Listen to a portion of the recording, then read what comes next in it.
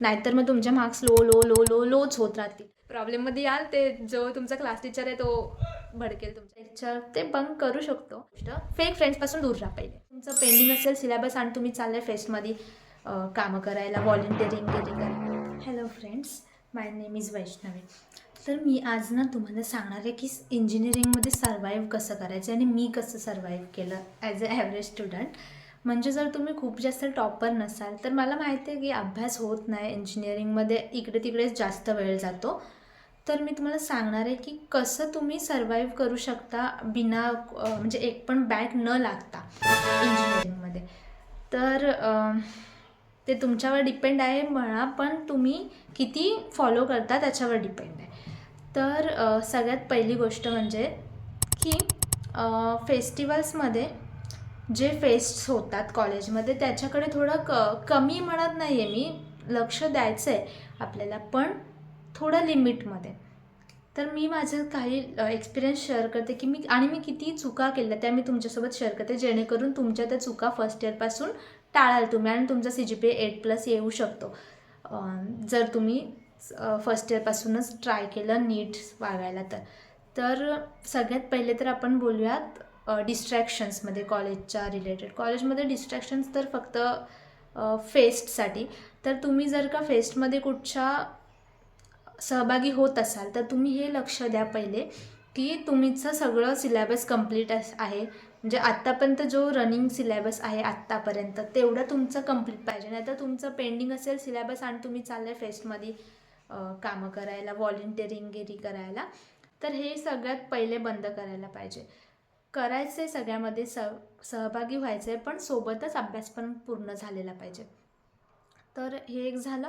त्याच्यानंतर असायनमेंट्स. तुम्ही असायनमेंट्स पुढे पुढे ढकलत जाल आणि त्यांचा खूप सारा बोजा बनून जाईल, तुमच्या डोक्यावर ओझं होऊन जाईल. तर हेच की सगळ्या असायनमेंट तुम्ही टाईम टू टाईम कंप्लीट करा. मी तर माझ्या कॉलेजमध्ये सकाळी 1-2 तास लवकर जायची. जर लेक्चर्स जेव्हा असतील ना त्याच्या 1 तास लवकर जाऊन लायब्ररीमध्ये बसून सगळं लिखाण कंप्लीट करून घ्यायचे, जेणेकरून नंतरला टाईम उरतो. मला माहिती आहे जेव्हा ड्यू डेट असेल त्याच्या आदल्या दिवशी खूप जास्त फास्ट लिहून होतं, उगीच दुसऱ्या दिवशी आधीच्या दिवशी खूप टाईमपास होतो, माहिती आहे मला. पण तरी पण रोज 15 मिनटं जरी लवकर गेलात ना तर 10 दिवसात तुमच्या असाइनमेंट कवर होऊन जातील. असंच असाइनमेंट्स कंप्लीट झालं तर अभ्यास करायला टाईम भेटेल आपोआप. आणि रोजचं रोज लेक्चर्स बंक करणं, तर म्हणजे सगळे लेक्चर बंक नाही करायचे. जे तुम्हाला समजत आहेत ते लेक्चर कधीच बंक नाही करायचे, ते करायचे लेक्चर्स अटेंड. आणि सर जेव्हा शिकवत आहेत ना तेव्हाच समजून घ्यायचा तो टॉपिक, आणि घरी जाऊन एकदा फक्त बघितलं, सॉल्व केलं की सॉर्ट आहे बस. आणि जे नाही कळत आहेत लेक्चर ते बंक करू शकतो, म्हणजे पण ते पण 75 अटेंडन्स करायची, 75% अटेंडन्स ठेवायची सेफर साईडसाठी. कारण कधी कधी मार्क्स भेटतात आपल्याला असायनमेंटवरती. आपण बघितलं की असायनमेंटवरती 5 मार्क्स देतात आणि अटेंडन्सवरती 5 मार्क्स देतात. पण हे अटेंडन्सचे 5 मार्क्स आपण त्या 5 मार्क्ससाठी आपण रोज रोज जाणार कॉलेजमध्ये अटेंडन्सच्या, आणि एवढं रोजचे 8-8 तास वेस्ट करणार.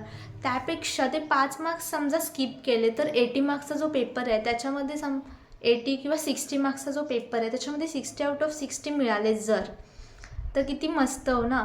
5 मार्क्ससाठी आपण एवढे 60 मार्क्सवरती खराब करून टाकतो, त्याच्यामध्ये फक्त 40-45. मी माझा एक्सपिरियन्स सांगते. मला माहिती आहे की मी रोज लेक्चर अटेंड करण्याच्या नादामध्ये 60 पैकी फक्त 40-45 असेच मार्क्स भेटतात मला, ज्याच्यामुळे CGPA लो होतो पूर्ण. तर हे एक मस्त आयडिया आहे की तुम्ही एखाद दिवस बंक करू शकता कॉलेज. जे लेक्चर समजतात ते बंक नाही करायचे कधी, ते अटेंड करायचे. त्याच्यामुळे आपला टाईम वाचतो, नंतर आपला अभ्यास करताना इझी पडून जातो त्या चॅप्टरचा. पण जे सब्जेक्ट नाही समजत आहेत ते उगीच बसून तिथे टाईम वेस्ट करणार स्वतःचा, हे चुकीचं आहे. तर त्या टाईममध्ये तुम्ही लायब्ररीमध्येच बसून तो सब्जेक्ट तुम्ही यूट्यूब थ्रू शिकू शकता, ChatGPT थ्रू शिकू शकता. हा तुम्हाला मार्क्स वाढवायला हेल्प करेल. आणि अजून एक मेन इम्पॉर्टंट गोष्ट म्हणजे इंटरनल्स. टॉपर्स लोक इथेच खेळतात, इंटरनल्समध्येच.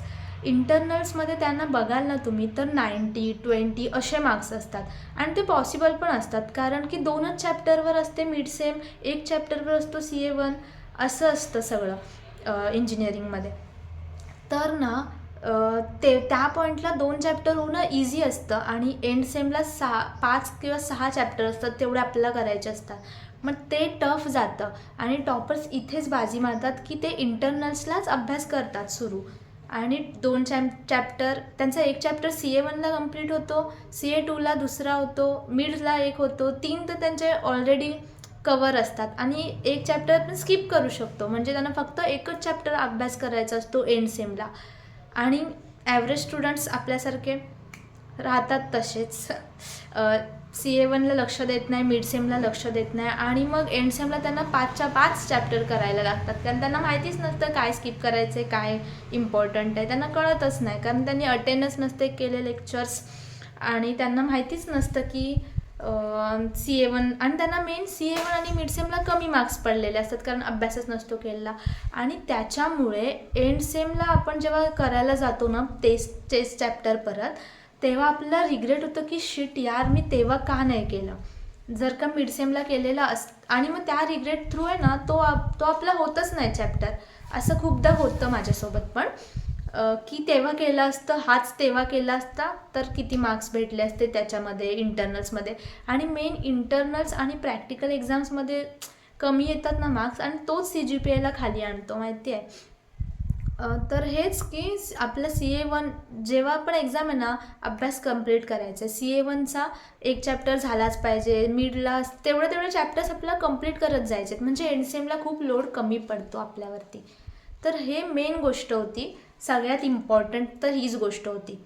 कोडिंग म्हणजे एक्स्ट्रा करिक्युलम ॲक्टिव्हिटीज वगैरे, म्हणजे एक्स्ट्राचं काय स्किल्स आपल्याला डेव्हलप करायच्यात, तर त्याच्यासाठी तर खरं तर टाईम नाहीच भेटत. जे डे स्कॉलर आहेत, घरून येऊन जाऊन करतात कॉलेज, त्यांना तर बिलकुल टाईम नाही भेटत.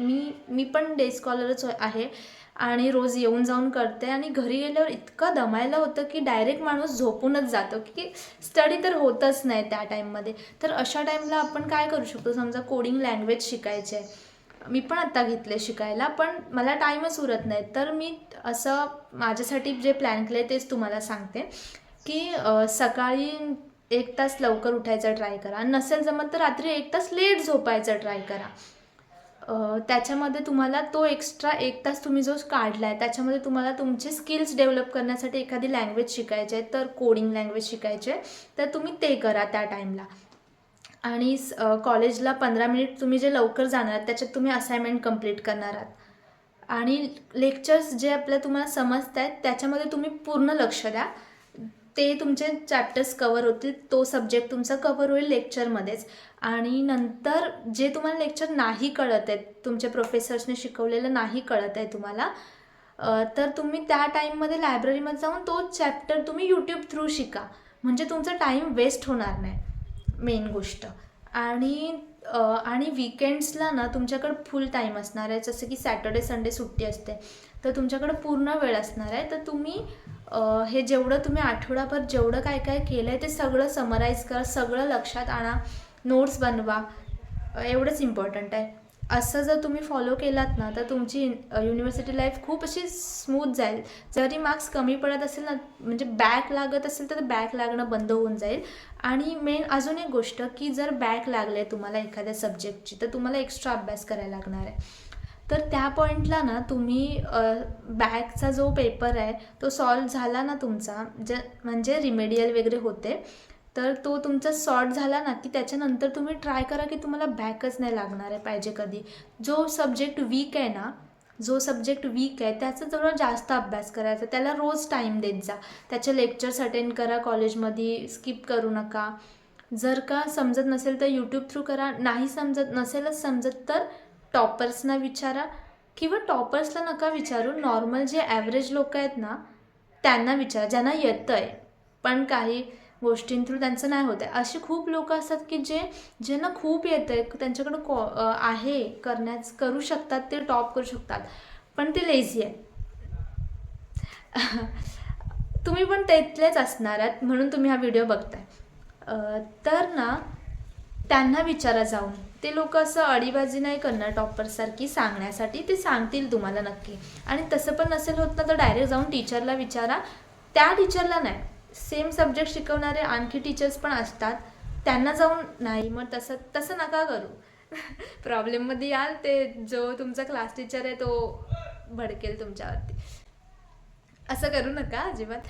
हां, नंतर मग नसेलच होत तर तुम्ही यूट्यूबला 10-15 टीचर्स भेटतील, त्यांच्याकडून शिकून घेऊ शकता त्या गोष्टी. अजून तुम्ही काय करू शकता, लाईफ सॉर्ट. हां, मेन गोष्ट, फेक फ्रेंड्सपासून दूर राहा पहिले. म्हणजे जे तुम्हाला सांगतील की अरे नाही खूप टाईम आहे एक्झामला, आणि स्वतः अभ्यास करत असतील लपून छपून, तुम्हाला बिलकुल माहिती नाही असं. आणि अजून एक गोष्ट, हॉस्टेलचे जे फ्रेंड्स आहेत त्यांच्यासोबत तुमचं कंपॅरिझन करणं बंद करून टाका. कारण ते जवळ राहतात, ते त्यांचं वेगळंच आहे, तुमचं वेगळंच आहे लाईफ, त्यांची तर वेगळीच आहे, तुमची जरा खराब झाले पूर्ण. पण त्यात पण तुम्ही करू शकता. त्यांना कळून देऊ नका तुम्ही अभ्यास करते. ते तुम्हाला सांगतील की अरे नाही खूप टाईम आहे, लक्ष नाही द्यायचं. ती लोक घरी अभ्यास करतात, फुल करतात. आपल्याला असं वाटतं की नाही ती लोक काहीच करत नाही, खूप एन्जॉय करतात, पण त्यांच्याकडे तेवढं टाईम एक्स्ट्रा आहे. आपल्या ट्रॅव्हलिंगमध्येच सगळं निघून जातो आहे टाईम. त्यांच्यावर बिलकुल लक्ष नाही द्यायचं, त्या लोकांना करून द्यायचं त्यांना जे करायचं आहे ते. ती लोक सगळ्या फेस्टमध्ये इन्व्हॉल्व होतील, आपण बघू की ती लोक सगळं काय एन्जॉय करतात, सगळं एन्जॉय करतात, एवढे रोज पोस्ट करतात, स्टोरी टाकतात, आणि आपण नाही करत आहोत काहीच. आपण जर ते करायला गेलो ना तर आपण अजून बिझी होऊन आपल्याला थोडा पण टाईम नाही भेटणार स्टडी करायला. आपल्याला करायचं आहे त्याच्यामध्ये, इन्व्हॉल्व व्हायचं आहे, पण आपलं स्टडी सांभाळून इन्व्हॉल्व व्हायचं आहे त्याच्यामध्ये, बस. अजून मला जर काय समजलं ना गोष्टी, म्हणजे मी अजून कंप्लीट नाही केलं आहे कॉलेज, अजून मला गोष्टी समजल्या तर मी नक्की शेअर करेन तुमच्यासोबत. आणि तुम्हाला अजून काय वाटत असेल तर कमेंटमध्ये मला नक्की सांगा की काय माझ्याकडून राहिलं आहे का, चुकलं आहे का, ते मला तुम्ही नक्की सांगा. आणि अजून एक गोष्ट राहिली ती म्हणजे कोणत्या फॅकल्टीसोबत पंगा घेऊ नका, नाहीतर मग तुमचे मार्क्स लोच होत राहतील. म्हणजे ना जर का काही झालं चुकून फॅकल्टीसोबत तर सॉरी म्हणून टाका डायरेक्ट. जरी ते चुकीचे आहेत तरी सॉरी म्हणून टाका, कारण पुढे जाऊन मग पार्शलिटी वगैरे होण्याचे चान्सेस वाढतील आणि तुमच्या मार्क्सवर खूप मोठा परिणाम होईल. म्हणजे टॉपर्ससारखं पुढे करण्याची काही गरज नाही आहे, पण फक्त त्यांच्याशी असं काही वाकड्यात शिरू नका की ते तुम्हाला टार्गेट करतील लाईफ टाईमसाठी. माझ्यासोबत झालं असं, आणि मी व्हिडिओ पण बनवला आहे माझ्यासोबत काय झालं आहे ते, तो नक्की बघू शकता तुम्ही की काय होऊ शकतं, किती वर्ष जाऊ शकतं. आणि अजून खूप आहेत इन्सिडेंट्स माझ्यासोबत झाले आहेत जे मी तुम्हाला नक्की शेअर करेन.